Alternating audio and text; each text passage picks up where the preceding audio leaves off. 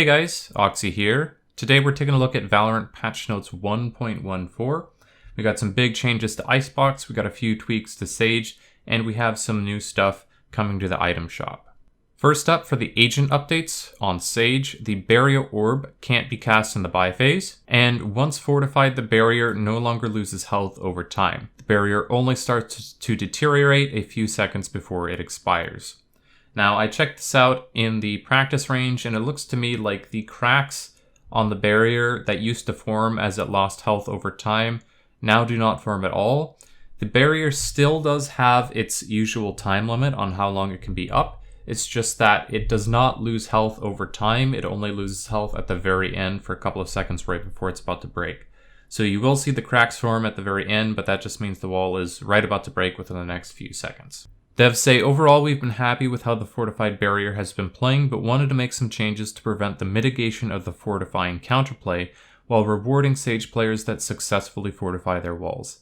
By removing the mitigation of the counterplay, we are able to investigate future opportunities to reward players that succeed in getting their barriers to fortify. The main big news for this update is the map updates, and these are all to Icebox. Say the changes to Icebox in this update are centered around simplifying the A site and reducing the height of some of the most vertical areas on the map. So they've included GIFs here of the changes that you can check out, and I'll also be showing you some clips of stuff that I noticed from the maps as well. So the first change is they've reduced the height of the A belt area, and they've connected it via a ramp to the platform below.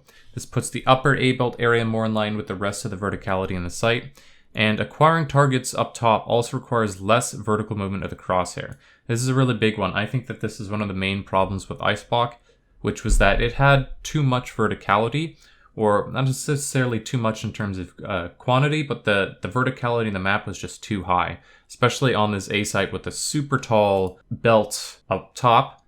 You had to move your mouse so far away from the normal angles to target someone up there, and depending on where you were standing, you often wouldn't even be able to see to the top of the platform there without turning your mouse away from where the other angles you'd have to watch. So this is a very good change. I really like this.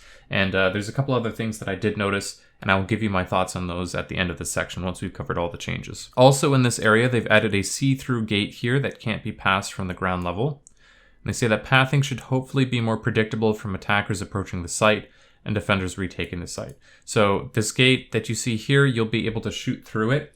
You cannot walk through it, and you cannot go over it without abilities. There's two more images here for the changes. Let's go over them in the text. The sloped wall has been added, and they've replaced the double stack of radionite crates in the site with a smaller object. This should allow attackers to approach the site more safely and a quicker retake of the site for defenders.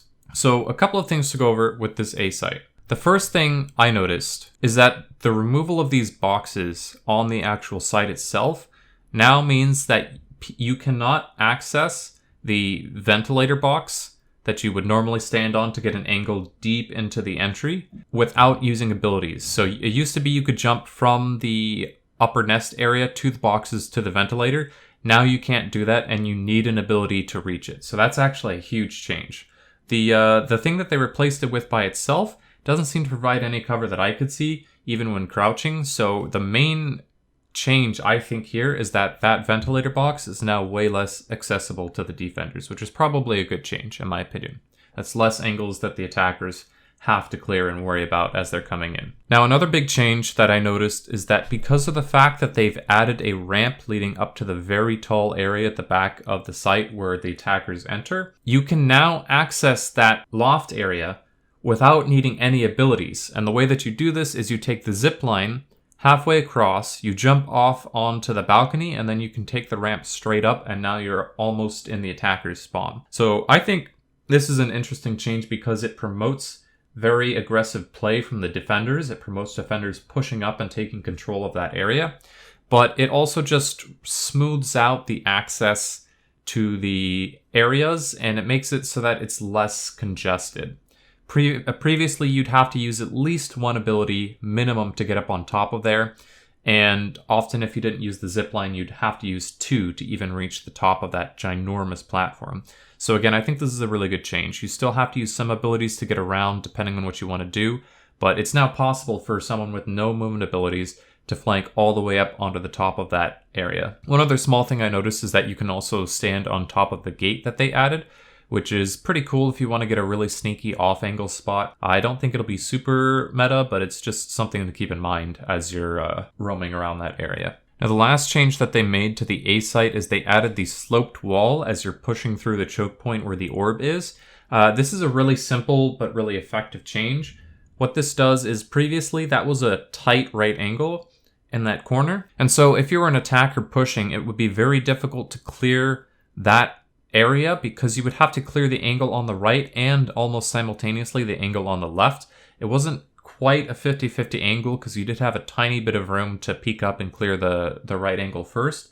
But in general, this is just going to make it much easier to clear that angle out without having to use utility while not exposing yourself too much to other angles on the site. Last but not least, on the B site, this is the only change to the B site, they have reduced the height of the yellow container.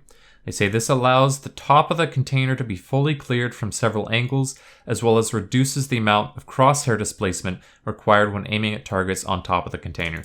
Again, this is the exact same thing as that super tall loft in the back of A site. They don't want you to have to yank your crosshair all the way into the sky to hit someone on top of the container. It's already hard enough to have to look up and snap to a target above the normal head height levels and above the normal levels where you're looking at. So having to go even farther above that was not really great. And I think this is a good change. It's not a huge significant change, but it is going to improve the quality of life of the map. And I think that's excellent. Next, we have some interesting news for mode updates. So this is going to be a Snowball Fight mode. It is a limited time mode that goes live on December 15th and it will last for 2 weeks till December 29th. If you play a match of Snowball Fight, you'll also be able to nab a themed gun buddy, which will be delivered at a later date. So we don't know what the gun buddy is, but you'll be able to get it once they decide to release it. So the mode details, it is a 5v5 deathmatch. First team to 50 kills wins, and respawns are enabled. So this is pretty big. I really like the sound of this. They are testing team deathmatch with respawns. Now, this is a limited time mode. It's not going to be staying around, and you'll see there's more stuff to go over with it. But I'm really happy that they're testing team deathmatch and a respawn-based mode like this that is not just the default warm-up deathmatch, because I think if they can get a really good feeling normal team deathmatch with respawns in the game as a casual mode, that's going to go a long way to help keep casual players invested in the game, which is very important. So here's some more details. The Snowball launcher is your weapon of choice, so it's going to be a new weapon just for this mode.